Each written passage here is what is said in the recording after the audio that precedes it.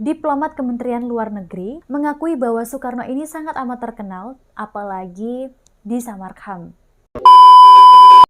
Halo Raya, Assalamualaikum, welcome back, balik lagi sama aku Dia, and welcome to kamar 13. Oke, welcome to my room, Raya. Hari ini aku excited banget karena aku bakalan bahas tentang kehebatan presiden kita yang pertama, yaitu Insinyur Soekarno.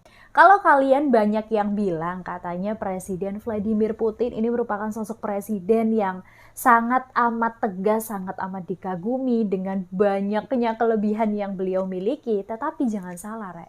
Presiden kita yang pertama, yaitu Insinyur Soekarno ini juga tidak kalah tegasnya. Beliau adalah sosok seorang kepala negara yang sangat disegani di seluruh dunia. Bahkan nama presiden kita Insinyur Soekarno ini, terdengar sangat wow di mana-mana.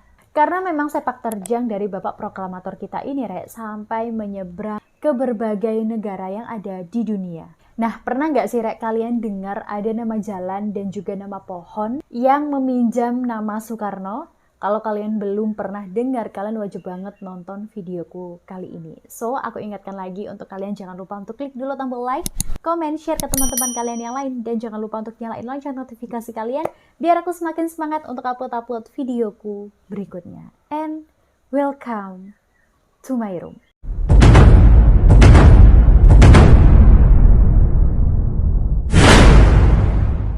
Mendaulat Republik sebagai negara merdeka tidak hanya sebatas pengakuan ataupun juga revolusi, Sejarah mencatat memang ada salah satu peristiwa yang dikenang dengan masyarakat, yaitu Revolusi Nasional. Kejadian ini terjadi di bulan-bulan awal kemerdekaan. Ada agenda-agenda rapat raksasa yang digelar oleh pemerintah, tetapi mendapatkan pengawasan yang ketat dari pihak Jepang. Alasannya malah mereka khawatir kalau misalkan semangat rakyat ini meluap dan keberadaan dari Jepang ini bisa terancam, Nah, pada tanggal 19 September tahun 1945, para demonstran ini berkumpul di lapangan Ikada.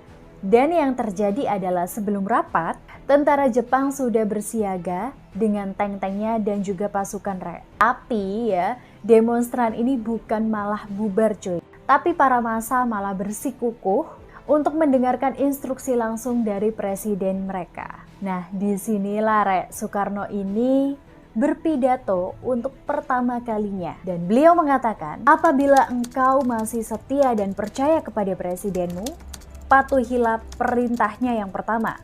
Pulanglah dengan tenang, tinggalkan rapat ini sekarang juga dengan tertib dan juga teratur. Dan perintah Soekarno ini benar-benar di luar dugaan, cuy. Untuk pertama kalinya dalam sejarah, seorang presiden bisa mengatur 1 juta massa dalam 1 kali perintah.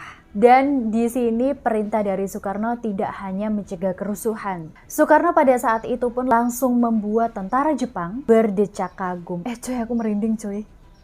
Kalian lihat nggak sih? Serius merinding. Yang kedua adalah pengiriman kapal perang untuk Pakistan.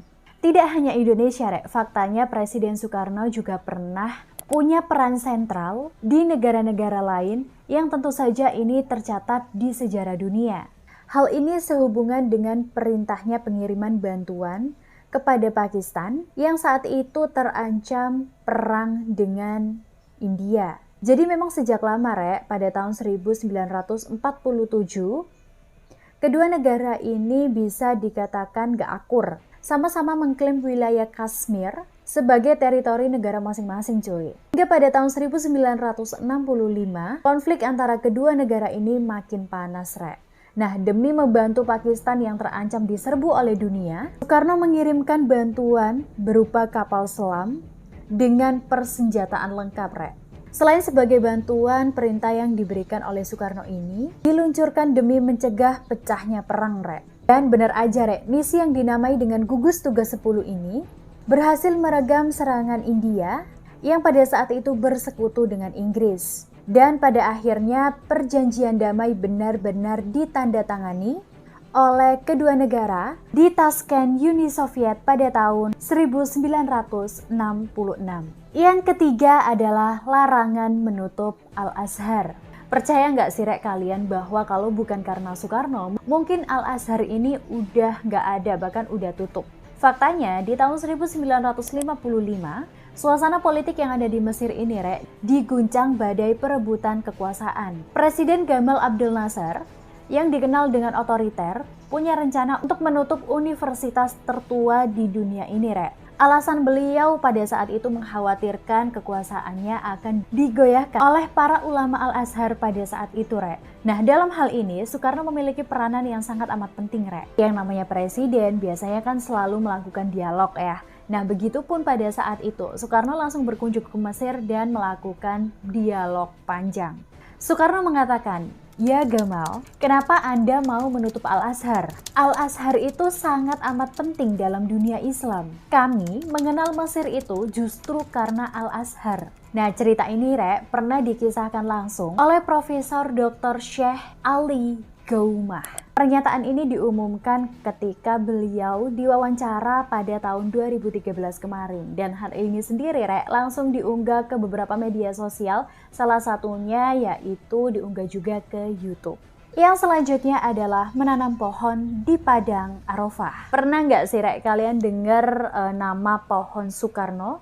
Nah, pohon yang aku maksud ini Rek ternyata bisa kalian temui di Padang Arafah, di mana tempat ini adalah tempat di mana semua umat muslim melakukan wukuf, yaitu salah satu pelaksanaan haji yang ada di Mekah. Dan kalian lebih tahu kenapa nama pohon ini bisa dikatakan Soekarno? Jadi Rek, pada tahun 1960-an Soekarno ini melakukan ibadah haji. Nah, beliau pun ternyata kepayahan karena cuacanya di sana ini mencapai suhu sampai dengan 50 derajat Celcius. Nah, pada saat itulah Rek, beliau mencetuskan sebuah ide, mungkin akan lebih baik jika ada tempat berteduh di kawasan tersebut cuy. Nah, karena itu Soekarno langsung menemui Raja Arab Saudi untuk menyampaikan salah satu usulannya ini Rek. Nah, sekembalinya beliau ini ke tanah air Rek, ternyata Soekarno ini langsung mencetuskan idenya tadi dengan mengambil langkah taktis dan memerintahkan Ali Sadikin untuk membawa bibit pohon ke Arab Saudi dan ditanam di sana. Dan orang yang ahli dalam hal ini juga diikut sertakan Rek. Dan akhirnya pohon yang dibawa oleh Ali Sadikin ini ditanam di Arafah di lahan sekitar 1250 hektar. Pohon ini bisa tumbuh dengan tanah subur dari Indonesia dan juga Thailand. Bisa dibilang Rek, jika bukan karena Soekarno, mungkin hari ini di Padang Arafah kita bisa kepanasan pada saat wukuf, terutama bagi calon jemaah haji. Yang selanjutnya adalah sumbangan ide renovasi Masjidil Haram. Nah, hampir seluruh penduduk terutama umat muslim Rek, pasti tahu dong tentang Masjidil Haram. Jadi sebagai pusat ibadah pada saat kita menunaikan ibadah haji di sana, masjid yang berada di pusat kota Mekah ini pasti udah nggak asing lagi. Tapi tahukah kalian Rek, bahwa di dalam renovasi Masjidil Haram ini sendiri, nama Soekarno ini faktanya punya andil yang sangat amat besar dalam merenovasi kesumpekannya Masjidil Haram Rek. Terutama pada saat saya namanya berjuta-juta umat muslim cuy pada saat itu melakukan ibadah haji ya kan. Kita bisa bayangin kayak apa sumpeknya gitu kan. Nah, hal ini bermula pada saat beliau melakukan ibadah haji. Menyadari situasi yang ada, insting Soekarno sebagai insinyur sipil pun bekerja cuy. Jadi sebagaimana dalam sebuah buku yang berjudul Bung Karno Sang Arsitek, karya Yuke Ardiyati, disebutkan bahwa sebelumnya bangunan masjid itu tidak bertingkat. Tapi karena tiap tahunnya jemaah haji ini pasti mengalami peningkatan, nah maka kapasitas awal yang tadinya mencukupi ini Rek menjadi penuh sesak. Nah, desain bertingkat inilah Rek yang menjadi ide Soekarno kepada pemerintah Arab Saudi. Ia meminta agar bangunan bertingkat inilah pada saat ibadah syai dibuat bertingkat dengan bangunan 2 lantai. Dan yang terakhir adalah beliau pernah menemukan makam Imam Bukhari. Beberapa waktu yang lalu pernyataan ini pernah diluncurkan oleh Mahfud MD, di mana seberapa besarnya peran Soekarno dalam mengembangkan syariat Islam, terutama dalam hal beliau menemukan makam Imam Bukhari cuy. Dan terlahirlah sebuah syarat, ia hanya akan memenuhi undangan bahwa beliau bisa menemukan kembali makam Imam Bukhari.